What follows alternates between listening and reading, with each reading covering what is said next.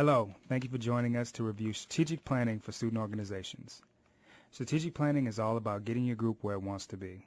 Does your organization have big plans for the year, but you're not quite sure how to get it all done? Does your organization sometimes struggle with exactly how to put its mission into action?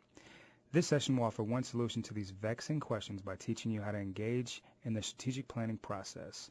After the completion of this tutorial, you will understand the importance of planning, understand the importance of your group constitution in planning, and understand how to develop and implement a strategic plan. There are many benefits derived from strategic planning. A strategic plan drives organizational progress. The organization has a roadmap for where it wants to go. This allows the organization to accomplish more of its goals. Strategic planning that is done well can increase involvement from all group members and decrease the likelihood of leaders burning out. More people will volunteer for tasks at meetings because they will receive satisfaction from their work, and leaders will be less likely to suffer from burnout because other people in the organization will be able to accomplish tasks. Another benefit of this level of involvement from all group members that the strategic plan solicits. While the club officers will set the strategic planning process in place, all group members will contribute to the plan's goals and, more importantly, participate in achieving these goals. The more involved your student group members are in the organizational progress and success, the more rewarding the club experience will be for everyone involved. Having a clear plan and a way for multiple students to be involved in the organization's progress promotes recruitment and retention of new leaders. One of the most important and helpful tools for organizations is their group constitution. A group constitution is a map for the future. It helps create and maintain an organization's history. It clarifies roles within the organization, provides stability and consistency, and can guide the group decision-making process. Before starting any plan for the future, it is important that the group understand and agree on the mission, purpose, and functioning of the organization. A solid constitution will provide you, prospective members, and future leaders with information about who the group generally is and how they function. Knowing your constitution is the first step in the strategic planning process, and there are several key components to a group constitution. They include the name of your organization and any national affiliation, the mission statement, the definition and standards for membership, including membership dues or expectations, the various officer positions, including the titles and responsibilities of each, the eligibility requirements for each, the election/hiring and removal process, and the length of each position's term, the number of meetings required per term, and the usual meeting agenda, any committee involvement and what the purpose is, procedures and grounds for dissolution of the organization, the procedure for amending the group constitution, and finally, the preferred decision-making process, including voting and consensus, which we talked about more in the group decision-making tutorial. Now that you have your constitution, including the purpose and decision-making process, it is time to create a plan of how to implement your mission. The easiest way to implement a strategic plan is to develop a chart, whether it's a flip chart on a large easel pad or a simple one drawn on a piece of notebook paper that has the following columns: goal, steps to achieve the goal, person responsible, date due by, and tools necessary. Keep this chart handy so you can reference it at future meetings and keep the group progressing towards its goals. The following steps will walk you through how to design and implement an effective strategic plan. As a group, discuss the goals that you would like to achieve. Some important questions to answer as you develop your goals include: are each connected to the mission and purpose of the organization? Are they achievable?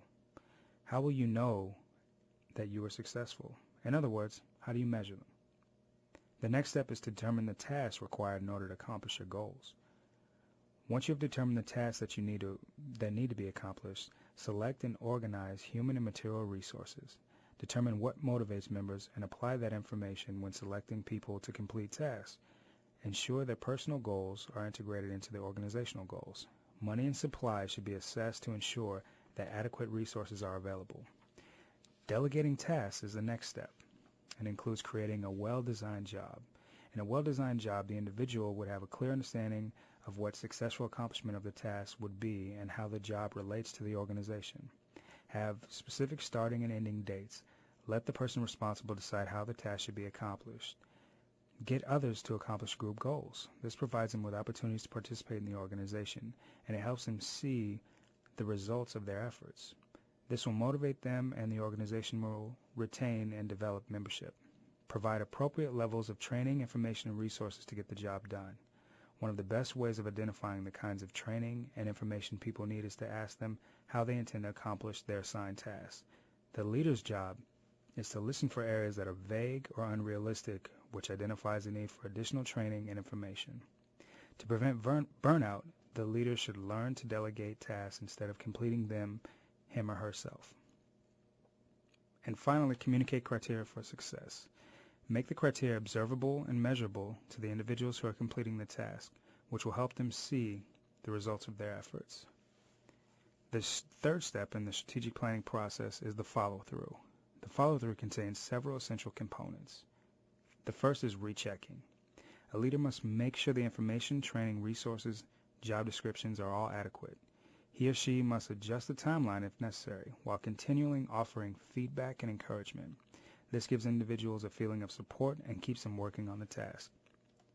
Developing a reporting system is another key component.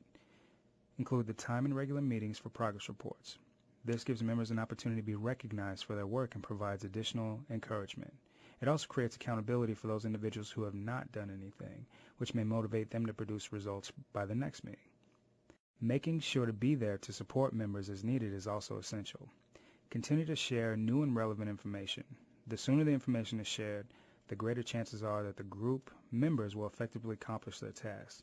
Serve as a resource to group members when problems occur to help identify alternative solutions. Refer to other people to get information and resources that you might not have. Rewarding members is the fourth component. Reward can come in many forms, including giving credit where credit is due. Develop formal and informal ways of thanking people, and create an ongoing appreciation system in your organization.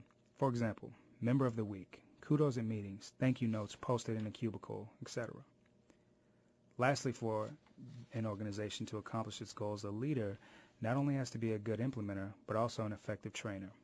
Leadership skills can be taught to other organization members through the leader acting as a role model for them through the development of workshops for members, by pairing them with leaders and other counterparts who are learning these skills as well, by providing opportunities for members to practice these skills on their own, and then be given constructive feedback on how to improve.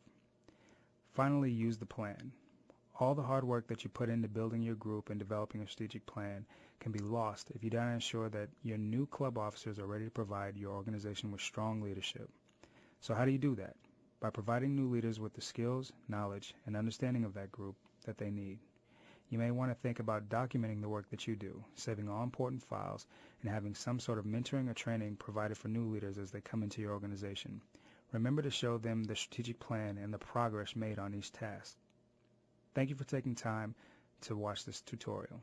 Please make sure to look over the attached links and documents and review all the information thoroughly. Then go ahead and take the quiz.